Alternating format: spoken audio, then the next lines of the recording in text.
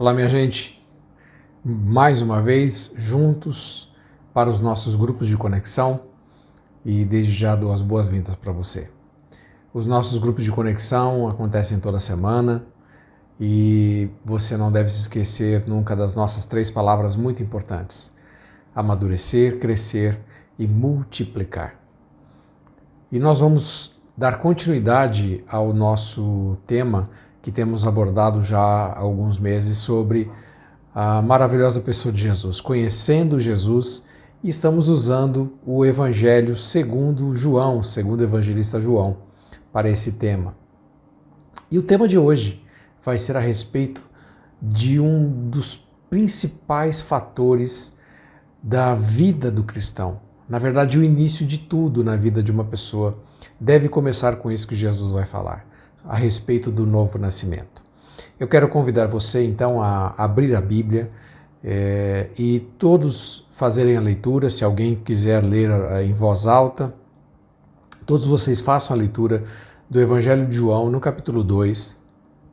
Vamos ler os versos 23 até a 25 do capítulo 2 e depois vamos para o capítulo 3 e vamos ler dos versos 1 a 5. Ok? Vamos fazer a leitura e daqui a pouquinho eu volto para a exposição desse texto.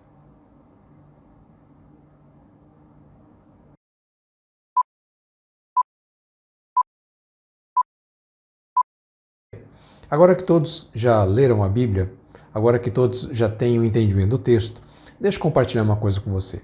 Jesus começa falando, nesse texto que nós acabamos de ler, a respeito do coração das pessoas. Lembre-se que o que antecede esse texto foi justamente aquele fato que nós falamos a semana passada, quando Jesus entra no templo e ele derruba a banca dos cambistas, ele espanta os bois e os animais que estavam lá.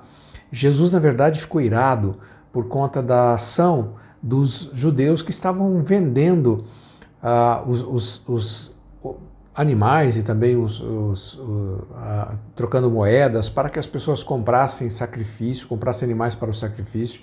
Estavam fazendo isso justamente no lugar do templo que Deus havia destinado para evangelismo, que era o átrio dos gentios. Por isso Jesus ficou irado. Jesus estava tendo um zelo, na verdade, pela missão de levar ao evangelho as boas novas para todas as pessoas. E aquele lugar era lugar missionário. Por isso Jesus ficou muito irado. E depois, na sequência, você vê que Jesus, o texto que nós lemos, começa dizendo que Jesus conhecia o coração das pessoas. Então, Jesus sabia que as pessoas estavam seguindo ele por causa... A fé que eles tinham não era uma fé genuína, era uma fé que vinha por conta dos milagres que Jesus fazia. Isso é uma coisa ruim, não é verdade? Seguir Jesus só porque ele pode dar para você, só pelos milagres. E o texto fala assim, Jesus conhecia o coração daqueles homens. Alguns seguiam Jesus por religiosidade, porque eram extremamente religiosos. E a religiosidade é uma ação humana de tentar buscar a Deus. O homem nunca vai conseguir buscar Deus de verdade, com os seus próprios meios. Deus veio nos buscar e se revelar a nós. Nós só temos que aceitar o caminho que Ele traçou para esta comunhão. Jesus também sabia que não era só o conhecimento bíblico que é necessário para herdar o reino dos céus. Porque Jesus fala isso para Nicodemos, o texto que nós lemos. Nicodemos conhecia tudo a respeito das Sagradas Escrituras, mas ele não conseguiu entender o que Jesus lhe disse a respeito do novo nascimento. Ele achou que Jesus estava falando de alguma coisa completamente natural, voltar ao ventre da mãe, ao útero da mãe, nascer de novo. E Nicodemos também tinha as perspectivas corretas a respeito de Deus, mas essas coisas não eram suficientes para que ele pudesse entrar no reino de Deus. E Jesus então lança um conceito, que é um conceito completamente novo para aquelas pessoas da época, e para nós também é muito importante entender esse conceito. Jesus fala a respeito do novo nascimento. E o nosso tema de hoje é exatamente este, as instruções de Jesus sobre o novo nascimento. Nós vamos ter que entender, em primeiro lugar, que o novo nascimento ele é um processo de metamorfose, um processo metamórfico. Metamorfose é o processo que acontece da lagarta para a borboleta. A borboleta, antes de ser borboleta, bonita, com cores, com aquelas asas coloridas, era uma lagarta. Mas ela entrou num processo, ela se encapsulou, entrou num processo e ali dentro houve uma transformação. E quando ela sai do casulo, ela sai como uma borboleta. Se você olhar no corpo da borboleta, você vai ver que existe uma lagarta ali, ou pelo menos o esqueleto de uma lagarta. Mas hoje ela já não é mais uma lagarta. Então, assim, quando você vê uma lagarta, como é que você se sente? Quando você vê uma borboleta, como é que você se sente? Você vê que são diferentes, né? Porque a borboleta passou por um processo de metamorfose. Então, a palavra que a Bíblia usa para esse novo nascimento, o arrependimento é metamorfos, que é justamente essa palavra de uma metamorfose que deve acontecer, um nascer de novo. A pessoa continua, de repente, sendo a mesma pessoa, aparentemente a mesma pessoa, mas internamente ela renasce para Deus. Essa metamorfose tem que acontecer na minha vida e na sua. E esse é o processo que só Deus pode causar. Você não pode produzir isso em você mesmo. Mas na medida em que você confessa Jesus como Senhor, este milagre acontece. Você renasce para uma vida com Deus. Então é muito importante entender isso, que o novo nascimento é um processo que só Deus pode fazer e essa metamorfose é extremamente necessária para que você e eu possamos entrar no reino de Deus. A gente não entra no reino de Deus com a natureza que a gente tem hoje, espiritual. Você precisa de uma nova natureza espiritual. Você precisa nascer espiritualmente para Deus. Por isso que Jesus usa esse termo de novo nascimento. Você precisa nascer de novo. Quando a gente se batiza, né, é bem interessante que o batismo ele é um símbolo disso. Eu vou falar para você. Agora, nesse segundo ponto, em que Jesus, nas suas instruções, ele está dizendo que o novo nascimento é um processo, e a gente percebe isso, que a razão humana não consegue discernir. Como é que isso acontece? Eu não posso tentar entender isso humanamente, porque é um processo extremamente subjetivo, isso acontece dentro de mim. Eu não tenho como ver, você que está aí me assistindo, se você nasceu de novo. Deus sabe, mas eu não sei. Mas apesar de ser um processo subjetivo e que a gente não consegue entender, ele é provável, ele é testemunhável. De que forma? Eu testemunho através do batismo, quando eu sou batizado nas águas, porque o batismo nas águas é mais ou menos um símbolo disso. Quando a pessoa deita nas águas, que ela de alguma forma ela some, né, naquele momento em que ela está debaixo d'água, quando ela ressurge como se fosse uma nova criatura. O batismo é um símbolo de algo que aconteceu espiritualmente na vida da pessoa. Ela nasceu para uma nova vida. E é exatamente isso que Deus quer que aconteça comigo e com você. Nós precisamos nascer de novo. Então a gente testemunha o novo nascimento quando a gente se batiza nas águas e quando a gente é batizado com o Espírito Santo.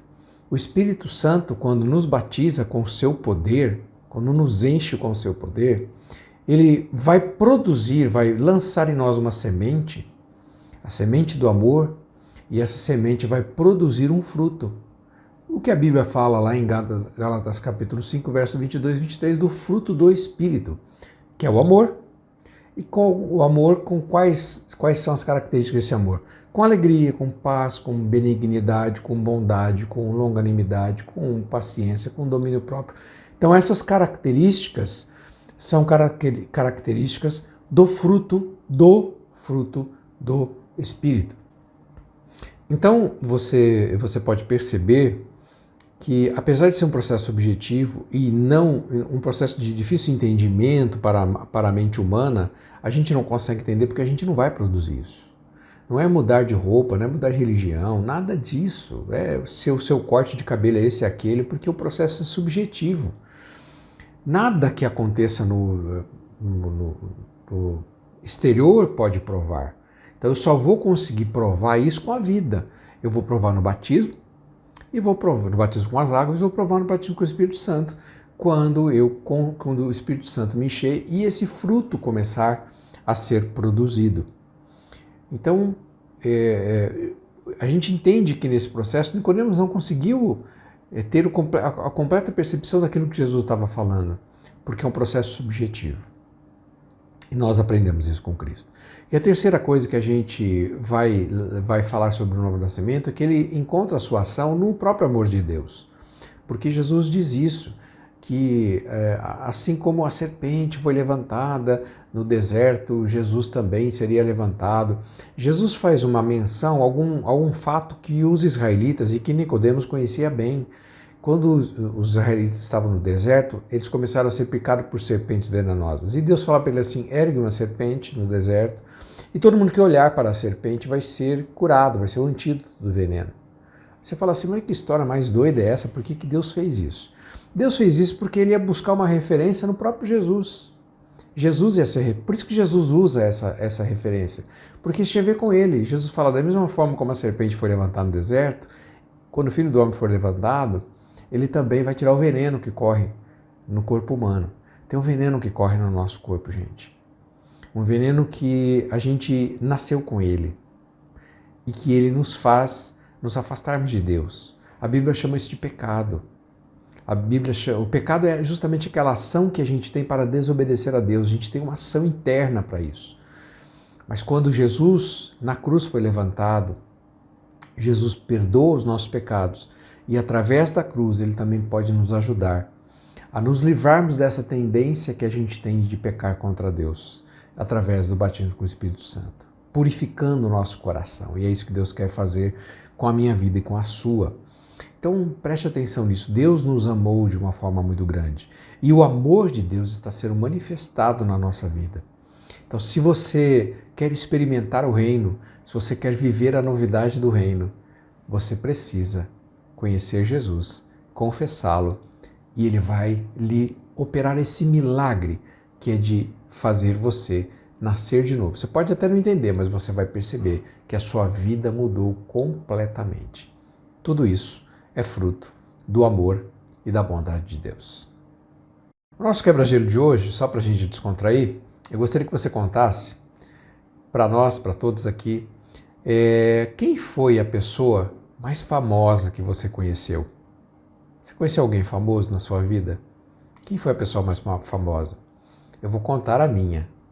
A pessoa mais famosa que eu conheci foi o Pelé. O Pelé, que era jogador do Santos. Eu devia ter mais ou menos uns 8 anos de idade, talvez 9, e a minha avó estava vindo dos Estados Unidos e nós fomos buscá-la no aeroporto. E quando nós chegamos no aeroporto e vimos aquela muvuca de gente, até esquecemos da minha avó, nós fomos ver a muvuca. Eu estava com o meu tio e o meu primo e vimos que as pessoas estavam todas falando com o Pelé. E nós chegamos perto e o Pelé deu atenção para nós, para mim e para o meu primo, que éramos pequenos na época. E foi um contato que nós tivemos com ele. Foi uma pessoa famosa, não é? Você teve alguém famoso que você conheceu? Fala aí para todo mundo.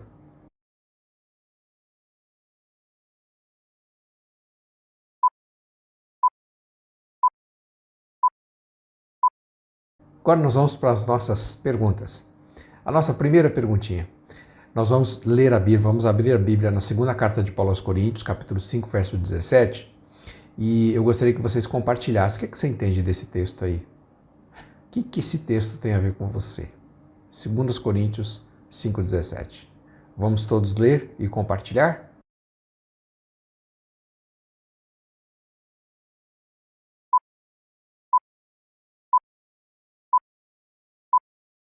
A nossa segunda pergunta agora também é baseada em outro versículo. Vamos abrir a Bíblia lá no Evangelho de João, no capítulo 1, e vamos ler os versos 12 e 13 de João, capítulo 1. De que tipo de nascimento que esse texto nos fala? Qual é o nascimento que esse texto fala? Dá uma olhadinha ali e compartilha entre vocês.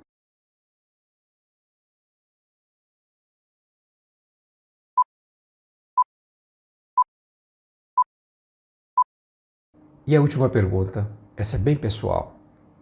Você já passou pela experiência do novo nascimento? Se todos passaram, muito bem. Mas se algum de vocês aí no grupo disse que não passou, eu gostaria que todos do grupo orassem por você, tá bom? Orem uns pelos outros, todos vocês do grupo.